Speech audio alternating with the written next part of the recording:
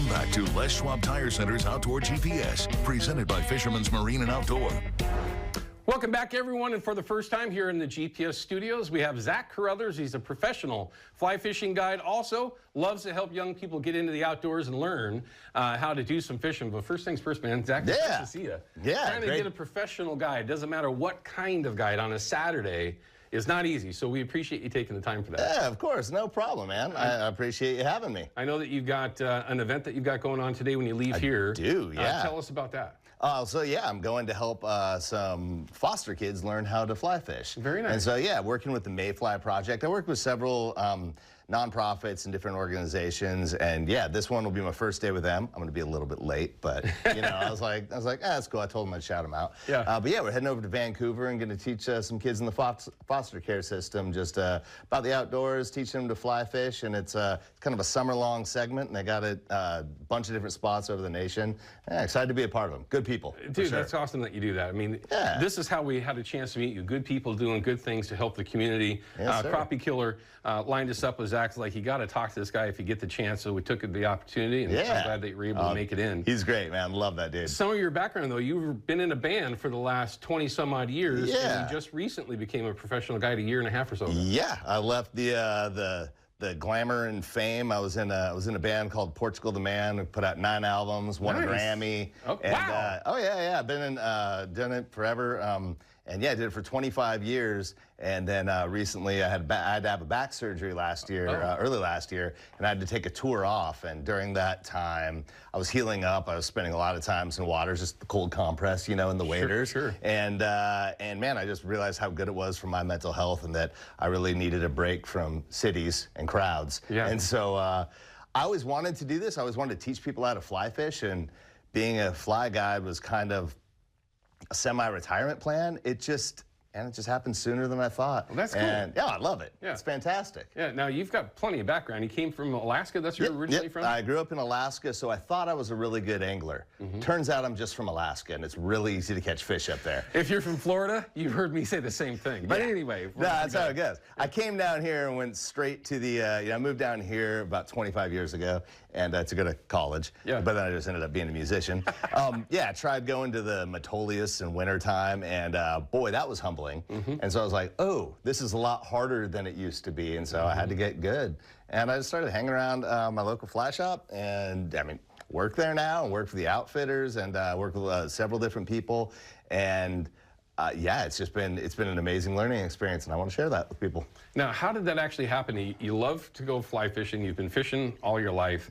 There has to be a point where you decided, okay, I mean, there's people that could really benefit from this, and you obviously benefited from it as well. What made that? What turned the switch for you? What kind of made that happen? I've been talking about it forever, and I was out with a friend who guides over on the Warm Springs Indian Reservation. Okay. So I booked 3 days for the salmon fly hatch with him. We were camping the first night, and I was just kind of talking about I wasn't really happy with the band. I'm taking some time off. I need a break, and I really wanted to get into guiding.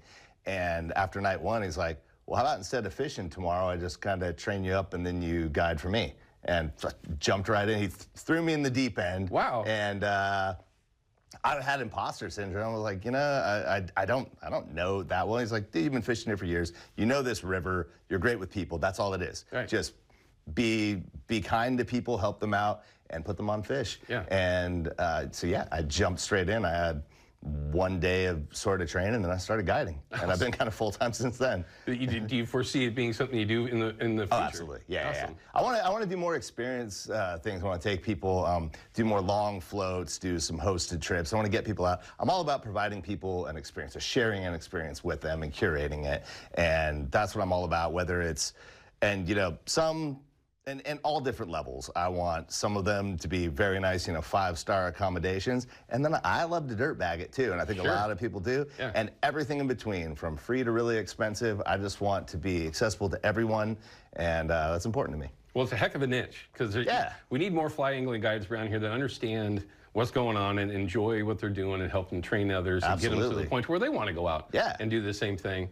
What's your favorite type of fly angling that you like to do? Do you like chasing trout, steelhead, all of it? Trout's kind of my bread and butter, especially as a new guide. I take a lot of new people. I run the intro classes at the shop, and I I do love teaching people. I have to deal with a lot of tangles, and there's some frustration involved, but I'm a patient man. Yeah. But every week, I get a few times a week, I get to see people catch their first fish. Awesome. And that just is a very specific dopamine ping for me that really does it for me. I love it. And so I love that. And then I like to swing two-handers for steelhead. So I'm a spay guy, and that's what I like to do, particularly winter steelhead.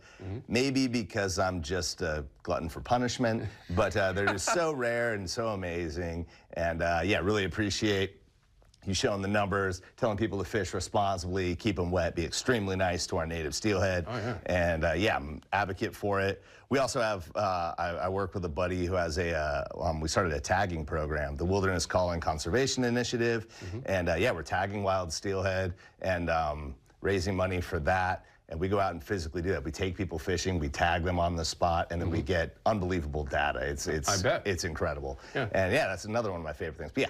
Swinging for steelhead. We won't hold it against them completely. Yep. But we'll just make sure that we all understand that we all love to play in the same sandbox and chase the same absolutely. incredible creature. There's no doubt about it. This time of year, it's the middle of July. Summer steelhead are around, but they're depressed by all means. So what are you targeting now? I mean, I'm mostly in trout game, getting ready for summer steelhead, but I'm moving away. I've been on the Clackamas a lot lately. It's close to home. It's a great fishery just for trout for people. Up high. Yeah. We got to go up higher now. I've been down a little bit lower, but the water temps have just finally gotten too much, and so I don't fish past 66. And so, yeah, the upper Clackamas is great. We started a program called Fly East up in the Mount Hood. I'm one of 3 guides that are allowed to guide lakes and streams up in the Mount Hood National Forest. Very cool, yeah. So it's a good way to beat the summer heat. That water stays cold all year round, and that's been really fun to learn that system. And yeah, so mostly still doing trout. Gonna be heading down to the Deschutes more often, getting ready for summer steelhead. Yeah, let's hope they show up, man. I hope so, I'll be there on the 12th, chasing them in that lower river, and just, you missed the heydays, man. I know, I'm telling you, it used to just be, and it's still one of the most beautiful places on the planet. Absolutely. There's no comparison. Things have changed. There are still some fish that will be there, and I'm hoping that what you saw earlier on the fish counts, that there'll be some fish that migrate their way up in there for a little while before they ultimately turn around and head east. But we're going to cut to a break, though. I want to come back and pick up where we left off. I want to talk a little bit of trout fishing. What's kind of going on now, if it's topwater stuff, if it's subsurface stuff, what it is that, if there's folks out there watching that they might want some advice on. Absolutely. All right, don't go anywhere. We'll be back in just a couple minutes. Outdoor GPS is brought to you by Yakima Bait, steeped in tradition, innovation, and fishing success. Procure Bait Sense, ruthlessly effective. And by North American Metals Incorporated, first choice for all your metal roofing and siding needs.